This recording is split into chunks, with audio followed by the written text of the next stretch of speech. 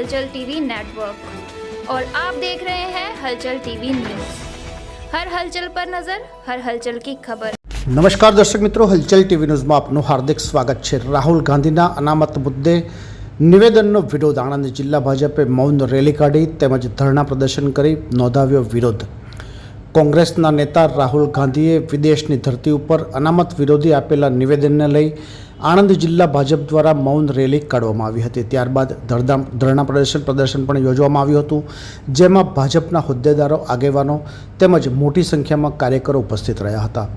કોંગ્રેસી નેતા રાહુલ ગાંધીએ તેમના અમેરિકા પ્રવાસ દરમિયાન જ્યોર્જ ટાઉન યુનિવર્સિટીમાં વિદ્યાર્થીઓ સાથે વાતચીત દરમિયાન ભારતમાં અનામત ક્યારે બંધ થશે તે અંગે પૂછાયેલા એક પ્રશ્નના જવાબમાં જણાવ્યું હતું કે કોંગ્રેસ જ્યારે યોગ્ય સમય આવશે ત્યારે અનામત ખતમ કરવા વિશે વિચારશે, જે અત્યારે નથી। રાહુલ ગાંધીના આ અનામત વિરોધી નિવેદનના વિરોધમાં આણંદ જિલ્લા ભાજપ દ્વારા શહેરના લોટિયા ભાગોળમાં આવેલા બાબા સાહેબ આંબેડકરની પ્રતિમાને હાર ચડાવી રાહુલ ગાંધી તેમજ કોંગ્રેસ વિરોધી સૂત્રોચ્ચાર કર્યા હતા। જે બાદ હાથમાં પ્લે કાર્ડ સાથે મૌન રેલી યોજવામાં આવી હતી। લોટિયા ભાગોળથી નીકળેલી આ મૌન રેલી ટાઉન હોલ પહોંચી હતી, જ્યાં ધરણા પ્રદર્શન કરવામાં આવ્યું હતું। આ મૌન રેલી તેમજ ધરણા પ્રદર્શનમાં ભાજપના હોદ્દેદારો, આગેવાનો તેમજ મોટી સંખ્યામાં કાર્યકરો કાળી પટ્ટી ધારણ કરી જોડાયા હતા।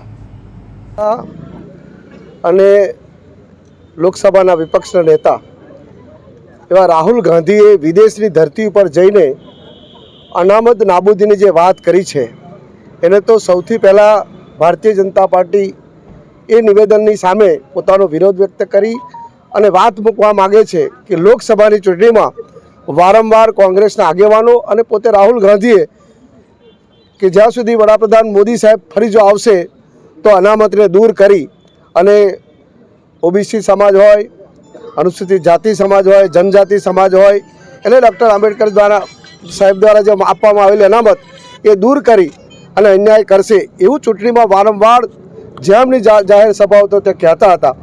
જ્યારે સત્તામાં મોદી સાહેબ આવ્યા છે ત્યારે ફરી વિદેશની ધરતી પર જઈને આ જે વાત કરી છે કે કોંગ્રેસ આવશે તો અમે અનામતને દૂર કરીશું, તો ખરેખર આ કોંગ્રેસની બે મોઢાની વાત એ પ્રજાને ગુમરાહ કરવાની વાત છે।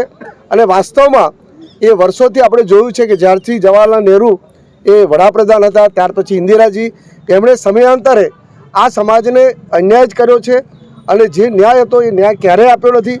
પરંતુ જ્યારથી આ દેશની 2014થી મોદી સાહેબ બેઠા છે ત્યારથી એમણે આ સમાજની ખૂબ ચિંતા કરી છે અને વિશેષ કરીને વર્ષોથી ઓબીસી આયોગ જે વર્ષોનો હતો એ આયોગને પણ એમણે માન્યતા આપી અને ન્યાય અપાવ્યો છે। એટલે મોદી સાહેબનો જે વિચાર છે અને એમણે પોતે પણ જાહેરમાં બોલ્યા છે કે હું જ્યાં સુધી છું ત્યાં સુધી આ પાર્ટીનો જે મૂળભૂત ડૉક્ટર આંબેડકર સાહેબ જે આપણને અનામત આપી છે એને દૂર નહીં કરીએ અને જે પ્રજાને જે જૂન સખાકારીના જે કામો છે એને અમે સતત કરતા રહીશું। તો આવી વાતને જ્યારે કોંગ્રેસ આ નિવેદનને વખોડે અથવા અમે ભારતીય જનતા પાર્ટીના સૌ આગેવાનો આજે આ મૌન રેલી દ્વારા અને ધરણા કરીને જે રાહુલ ગાંધીનું જે નિવેદન છે એ સાચી પ્રજા સમક્ષ એમની જે મૂળ રહેલો જે વાત છે એ વાત અલગ છે અને પ્રજાને ગુમરાહ કરવાની વાત અલગ છે।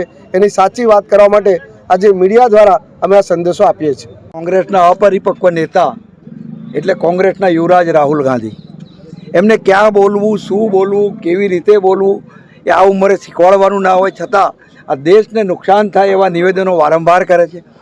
ચૂંટણીમાં બંધારણની ચોપડીઓ હાથમાં બતાવી બંધારણની દુહાઈઓ દેતા હતા।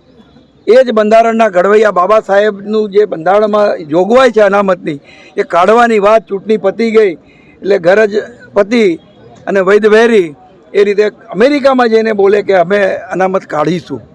આ વાતને ભારતીય જનતા પાર્ટી સખત શબ્દોમાં વખોડી કાઢે છે, કારણ કે રાહુલ ગાંધી અને એમની પેઢી વખતો થયું છે।